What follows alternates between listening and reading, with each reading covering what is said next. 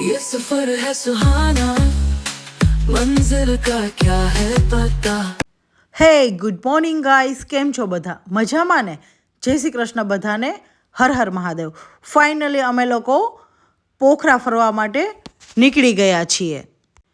પોખરામાં જે જોવાલાયક સ્થળો હશે તે બધા જ આપણે જોઈશું. તો ચલો આપણે પોખરા ફરી લઈએ. હવે આપણે જઈ રહ્યા છીએ પુંબડીકોટ. પુંબડીકોટ એ નેપાળમાં ગંડકી પ્રાંતના કાસ્કી જિલ્લામાં પોખરા પાસેનું એક હિલ સ્ટેશન છે. આ સ્થળ સમુદ્ર સપાટીથી 1500 મીટરની ઊંચાઈ પર જોવાલાયક સ્થળો ધરાવે છે. અહીં શિવજીનું મંદિર આવેલું છે જે એકદમ હાઈટ ઉપર છે. પણ અમે લોકો ખૂબ જ થાકી ગયા હતા કારણ કે અયોધ્યા બહુ બધું ચાલ્યા હતા અને કન્ટિન્યુઅસલી બસમાં બેઠા હતા. તો મેં કાર કરી અને ત્યાં મંદિરે ગઈ. પણ મંદિર ખૂબ જ સરસ છે, તો ચાલો મંદિરની શેર કરીએ. ફાઇનલી મંદિર આવી ગયું છે. પુંબડીકોટ નેપાળમાં શિવની બીજી સૌથી ઊંચી પ્રતિમા છે. આ પ્રતિમા પોતે 51 ફૂટ ઊંચી છે. તે સફેદ સ્તૂપ પર બેસે છે જે 57 ફૂટ ઊંચાઈ ઉમેરે છે, જેનાથી સમગ્ર માળખું 108 ફૂટ ઊંચું બને છે. આ પ્રતિમા હાલમાં ચાલી રહેલી એક મોટી યોજનાનો ભાગ છે, જેમાં શહીદ સ્મારક ઉદ્યાનનું નિર્માણ સામેલ છે, જે શિવ અને પાર્વતી દર્શાવતા પર્વત સુમેરુનું એક મોડેલ છે અને ખાતરી આપે છે કે સમગ્ર ઉદ્યાન અપંગ વ્યક્તિઓ માટે સુલભ છે. આ ઉદ્યાનનું લગભગ 70% કામ પૂર્ણ થઈ ગયેલું છે. આપણે આ જે શિવજીની મૂર્તિ જોઈ રહ્યા છીએ તે પ્રતિમાનું કામ 2021ની અંદર પૂર્ણ થયું હતું. પ્રતિમાઓના નિર્માણથી આ સ્થળો ધાર્મિક પર્યટન સ્થળ તરીકે પ્રમોટ થયા છે. આ મંદિર એટલી હાઈટ ઉપર છે કે અહીંથી આપણે પૂરું પોખરા સિટી જોઈ શકીએ છીએ. અહીંથી પોખરા ખીણ, ફેવા તળાવ પણ જોઈ શકાય છે. આ સ્થળ પરથી હિમાલય, વિશ્વ શાંતિ પેગોડા પણ જોઈ શકીએ છીએ. આ પ્રતિમાના પરિસરમાં 108 શિવલિંગ પણ છે, જે પ્રતિમાને તેના પાયામાં ઘેરી લે છે, જે આપણે જોઈ શકીએ છીએ. ઉપર નીચે બંને સાઈડ શિવલિંગ આપણને જોવા મળશે. જે લોકો અહીં ફરવા આવ્યા હોય અને ચાલી ના શકતા હોય તો બાઇક પણ રેન્ટ પર લઈ શકે છે. અને હા, જો તમારે બાઇક ના ચલાવવી હોય તો કાર પણ તમને અહીં સુધી પહોંચાડે છે. અહીં અમે ભગવાન શિવજીના દર્શન કરી અને ધન્યતા અનુભવી. હા, તમને આટલો બધો તાપ દેખાય છે ને, છતાં પણ ત્યાં ઠંડી લાગતી હતી, કારણ કે હિમાલય ત્યાંથી ખૂબ જ નજીક હોય એવું દેખાય છે અને બરફથી છવાયેલો જ હતો, તો ત્યાં ઠંડક લાગતી હતી. सांसों की माला पे सिमरों में शिव का नाम, सांसों की माला पे सिमरों में शिव का नाम, सांसों की माला पे सिमरों में शिव का नाम, सांसों की माला पे सिमरों में शिव का नाम.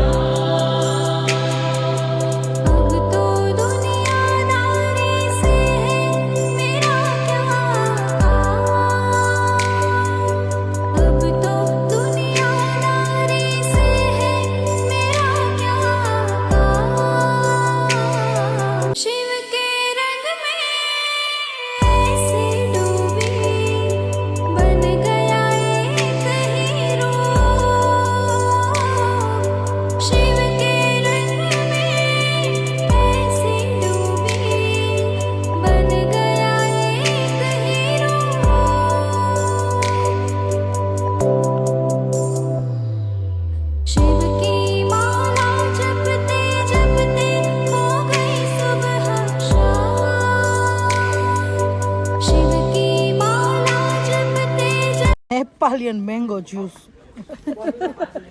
અને કેટલી મોંઘી આવડી કાવડી 20 રૂપિયાની અને આંટી આગળ તો છે ને 40 મંદિરથી નીચે ઢાળ ઉતરતા અમે લોકોએ કોલ્ડ ડ્રિંક્સ પીધું અને ઉપરથી આખું ફરીથી નેપાળનો નજારો જોયો.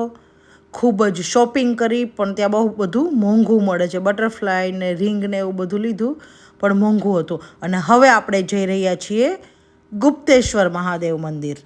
આ મંદિર પણ નેપાળના પોખરા શહેરમાં આવેલું છે. કહેવાય છે કે મહાદેવ રહસ્યમય ગુફામાં બિરાજમાન છે.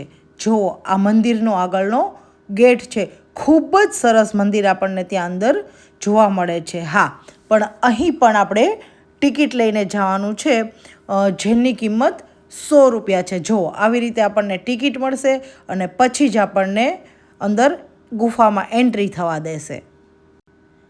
એવું કહેવાય છે કે આ તે સ્થાન છે જ્યાં શિવ રહે છે અને તેની આસપાસ એક મંદિર બનાવવામાં આવ્યું છે. વળાંકવાળા સીડીઓથી નીચે ઉતરો. ગુપ્તેશ્વર મહાદેવ ગુફા એક રહસ્યમય ભૂગર્ભ ગુફા છે, જેમાં એક પવિત્ર શિવલિંગ છે. તે પોખરામાં દેવી ધોધ પાસે સ્થિત છે. આ ગુફા 599 વર્ષ જૂની હોવાનું માનવામાં આવે છે. ગુપ્તેશ્વર મંદિર પોખરાનું એક ધાર્મિક અને પર્યટન સ્થળ છે. આ ગુફા પોતે એક જૂની ભૂગર્ભ નદીની લગભગ 3 કિલોમીટર લાંબી ચેનલ છે. ગુપ્તેશ્વર મહાદેવ મંદિર ભગવાન શિવને સમર્પિત એક ગુફા છે. તો અત્યારે અમે લોકો આ સીડીના માધ્યમથી ગુફા તરફ જઈ રહ્યા છીએ. આ ગુફા મંદિર તે સ્થાનની નજીક છે જ્યાં સેતી નદી ભૂગર્ભમાંથી નીકળે છે. 16મી સદી દરમિયાન 3 કિલોમીટર લાંબી ગુફામાં એક સ્વયંભૂ શિવલિંગ મળી આવ્યું હતું. પવિત્ર મંદિર ઉપરાંત લાંબી, ઊંડી અને અંધારી કુદરતી અજાયબીઓના તેમના સાચા સ્વરૂપમાં જોવા મળતી ગુફાની એક આ અદ્ભુત તક છે. પ્રાચીન કાળથી જ આ ગુફાનું ધાર્મિક મહત્ત્વ રહ્યું છે. નામ સૂચવે છે તેમ તે એક ગુફા મંદિર છે. જેમ આપણા દેશમાં ઘંટવાળા મંદિરને ઘંટેશ્વર મંદિર કહેવામાં આવે છે, અહીં પણ આ મંદિરનું નામ ગુપ્તેશ્વર છે. ભગવાન શિવને સમર્પિત આ મંદિર એરપોર્ટથી શાંતિ સ્તૂપ તરફ જવાના માર્ગ પર છે. મંદિરમાં પ્રવેશવા માટે રસ્તા પર એક દરવાજો છે. નજીકના ધોધના ગુંજતા અવાજો ગુફાના રહસ્યમય વાતાવરણને વધુ વધારતા હોય છે, જે તેને એક વિચિત્ર અને યાદગાર અનુભવ બનાવે છે. ગુફા તેના પ્રભાવશાળી ચૂનાના પથ્થરોની રચનાઓ, ઊંડી ગુફાઓ અને રહસ્યમય વાતાવરણ માટે નોંધપાત્ર ધ્યાન આકર્ષિત કરે છે, જે આંતરિક ગર્ભગૃહની આસપાસ છે, જ્યાં પવિત્ર શિવલિંગ રાખવામાં આવ્યું છે. ગુફાનો ફ્લોર ખૂબ જ અસમાન અને લપસણો છે. ગુફા ભીની અને ભેજવાળી છે, પરંતુ ઇલેક્ટ્રિક બલ્બનો દોર સીડીઓને સ્પષ્ટ રીતે જોવા માટે પૂરતો પ્રકાશ આપે છે. મોટા ભાગે 50 મીટર લાંબી ટનલમાંથી પસાર થાય ત્યાં સુધી નીચે વળવું પડે છે. એકવાર તમે ટનલમાંથી પસાર થાઓ છો ત્યારે એક વિશાળ ખુલ્લી ગુફા છે, જેમાં વિશાળ ખડકો છે. માટીનો કોઈ પત્તો નથી, ફક્ત નાના કાંકરા બધે પથરાયેલા છે. જમણી બાજુ એક ઊંડી ખાડી છે. અંધારામાં થોડું ચઢ્યા પછી એક સ્ફટિકીય તળાવ છે અને અહીંથી ઉપરની ધોધનો અદ્ભુત દ્રશ્ય જોઈ શકાય છે, જે અત્યારે તમે જોઈ રહ્યા છો. ગુફા કુદરતી રીતે 2 ભાગમાં વહેંચાયેલી છે. આગળનો ભાગ મંદિરોથી શણગારેલો છે અને કોઈ પણ મુશ્કેલી વિના તેમાં પ્રવેશ કરી શકાય છે. અંદરનો ભાગ ઊંડો ભાગ છે, જેમાં ગુફાના વધુ રહસ્યમય અને અસ્પૃશ્ય ભાગો છે. પહેલો ભાગ 40 મીટર લાંબો છે. આ મુખ્ય કુદરતી ગુફા છે.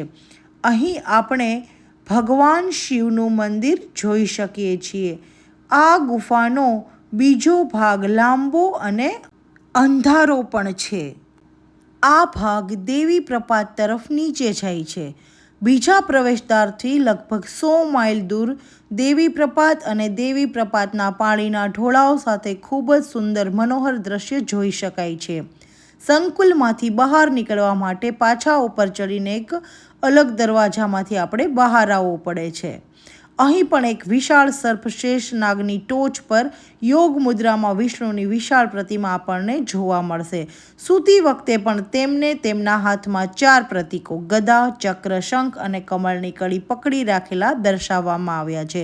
ગુપ્તેશ્વર મહાદેવ ગુફા યાત્રાળુઓ અને પ્રકૃતિ પ્રેમીઓ બંને માટે એક આદરણીય સ્થળ છે.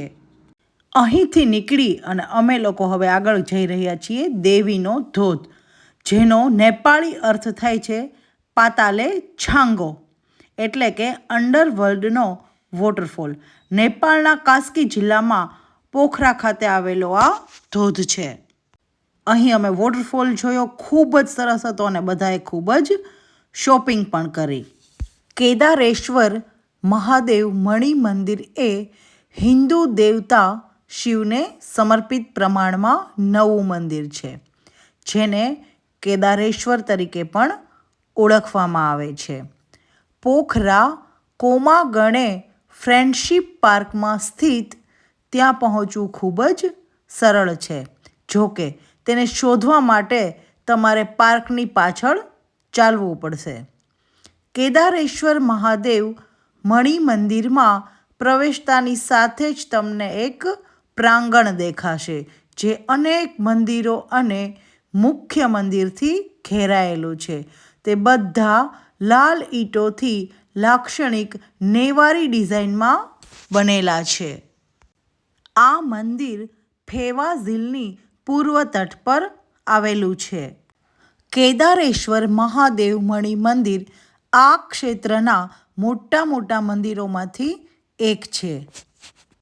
આ મંદિર નેવારી પેગોડા ડિઝાઇન પર આધારિત એક નવું મંદિર છે. કાઠમંડુ, પાટણ અને ભક્તપુરમાં આપણે જે મંદિરો જોયા હોય એને કાફી મળતું આવે છે આ મંદિર. અને આવી રીતે તમને બહારની સાઈડ બહુ બધા શિવલિંગો જોવા મળશે અને એક પાછળ તળાવ પણ જોવા મળી જશે. પ્રકૃતિ પ્રેમી માટે તો આ જગ્યા ખૂબ જ સરસ છે.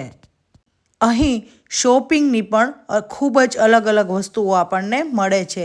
જેમ કે બધા કહે છે કે નેપાળમાં ઓરિજિનલ રુદ્રાક્ષ આપણને મળી જાય, તો આવી રીતે રુદ્રાક્ષના બાસ્કેટ, પર્સ, કેપ, બહુ બધી અલગ અલગ વસ્તુઓ મળે છે. અને નેપાળી સોલ એ તો બધું મળે જ છે.